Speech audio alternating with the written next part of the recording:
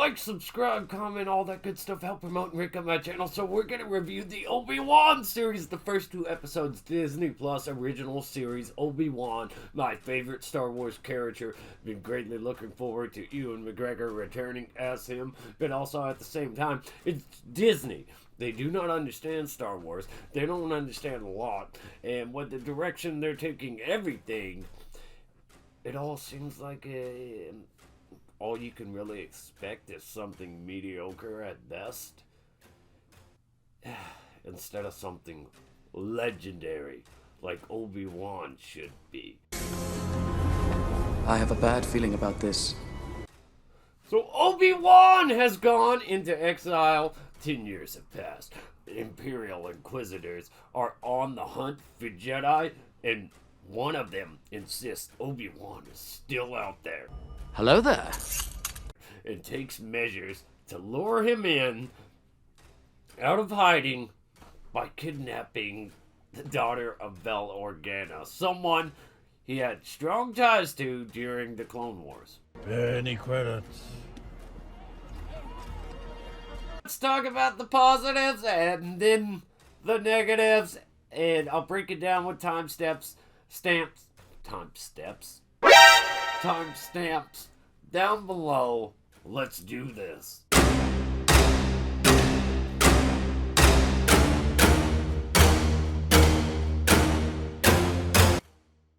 Ewan McGregor, Jimmy Smits, Uncle Owen, all these familiar faces, actors reprising their roles in a story about my all-time favorite Star Wars character.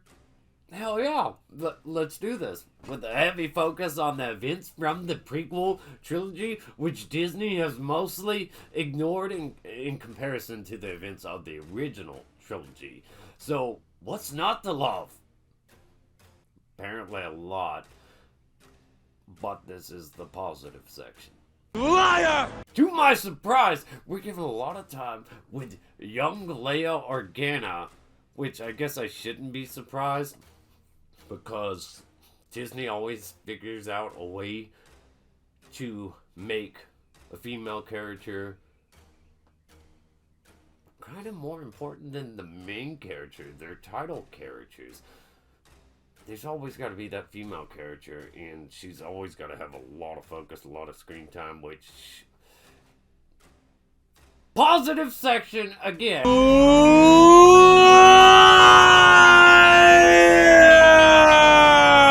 And let's get back to the positive section. So, her actually having Obi-Wan to be her hero, or at least try to be, and that's neat to me because, you know, the holographic message. Help me, Obi-Wan Kenobi. You're my only hope. Also, an interesting callback to the night Anakin and the 501st marched on the Jedi Temple. It looks like Star Wars, but doesn't exactly feel like Star Wars.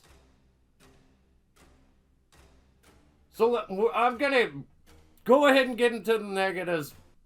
Mind you, a lot of spoiler details. There will be spoilers all over this. Again, get out if you don't want it spoiled. So the negatives. So many negatives. There are some positives in the negatives. Like the Grand Inquisitor. Them first showing up on the screen. They felt intimidating. People were afraid of them. Even on some backwater planet like Tatooine that's littered with crime and the worst scum. People were generally afraid of them. And that was cool to see. That did feel like an introduction to some good, strong villains. Then you got the Grand Inquisitor walking into this cantina or restaurant or whatever, and just kind of breaking down everything in a very menacing way. How Jedi work, function, why they're here, because they know what Jedi is. And it's very well done, because he's driving up the tension in the room to a breaking point with patience in a very think like what you want way. I like that. Up until the point Reva undermined everything he just did. An Inquisitor, on one of the ones under him, she derails the scene by breaking chain of command, which is something this character just does frequently, constantly. You can't go around undermining your leaders, the people in charge. They would eliminate anyone beneath them that doesn't follow chain of command, that doesn't follow orders, that fails them. There's no reason this woman should be allowed to argue with superiors, or especially disobey chain of command in front of witnesses, because it shows a lack of control and order on behalf of the Empire. They can't keep their own people in place. What makes them think they're gonna keep all these other people in place that don't even like them, that don't work for them? It just undermines everything they represent. So it's just laughable and ridiculous that this woman can frequently do that. Obi-Wan's characterization in here is troublesome. He's lost touch with the Force, given up on everything except watching over Luke like some creepy old perv. Hello there. I'm kidding. So uncivilized. Frequently uses a blaster though in here. Makes a comment not too dissimilar to Luke in the sequel trilogy about the Jedi being over, and he stands by while someone like Uncle Owen, awesome to see the actor back as this character and this character back, but while someone like Uncle Owen is being threatened by an emotionally unstable woman with a lightsaber,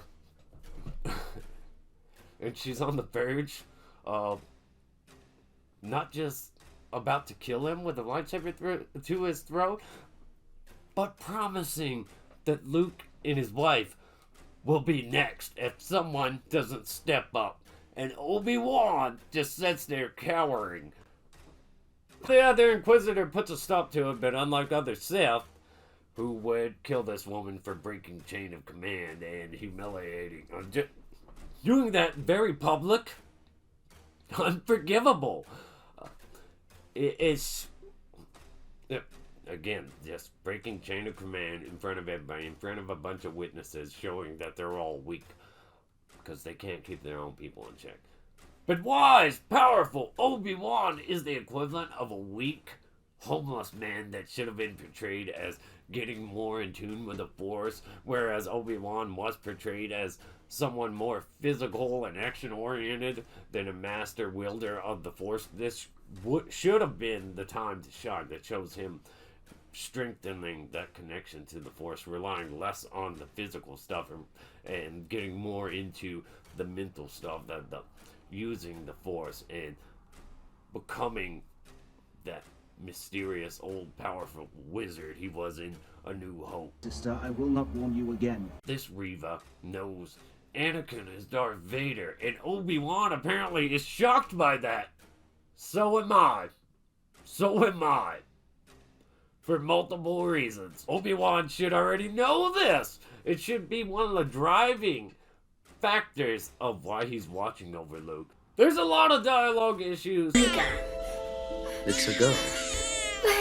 How old are you? 10. Delivery of the...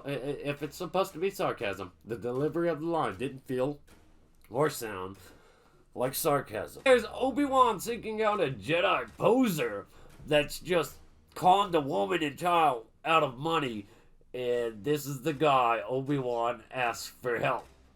Fake Jedi, for some reason, gives Obi-Wan passage after finding out he's a Jedi, knowing that it could get him killed, most likely will get him killed because he's aiding and abetting a known fugitive at this point, a galactic fugitive, but taking it an extra step further, outing himself to a lightsaber-wielding enemy, an Inquisitor, in a confrontation claiming to be a Jedi for someone so self-centered enough to con a woman and a child out of money.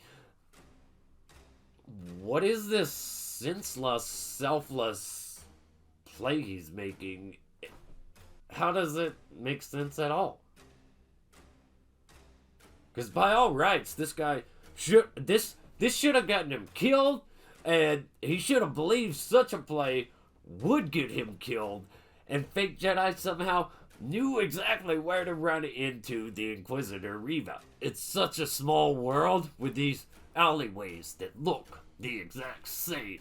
And let's not forget the awkward, strange rooftop jumping of Reva The bizarre, ridiculous, uncool, unneeded, elaborate flips, jumps from rooftop to rooftop while Obi-Wan has a terrible shootout on a rooftop across the city. This is just so dumb. Kill yourself. Quickly and decisively. Hopefully, the episodes get better as this show goes along, but I don't have much hope for it at this point. I do think there's small little bits and pieces in here that are really cool and really likable and really enjoyable, but mostly... Help me, Obi-Wan Kenobi. You're my only hope. Like, subscribe, comment, let me know your thoughts and opinions on the episode. Did you like it? Did you enjoy it? If you like these 2 episodes, that is awesome. That is awesome. Please enlighten me. Tell me what you liked about it. Maybe it'll help me like it, even though I highly doubt it. Stay awesome. Rock on.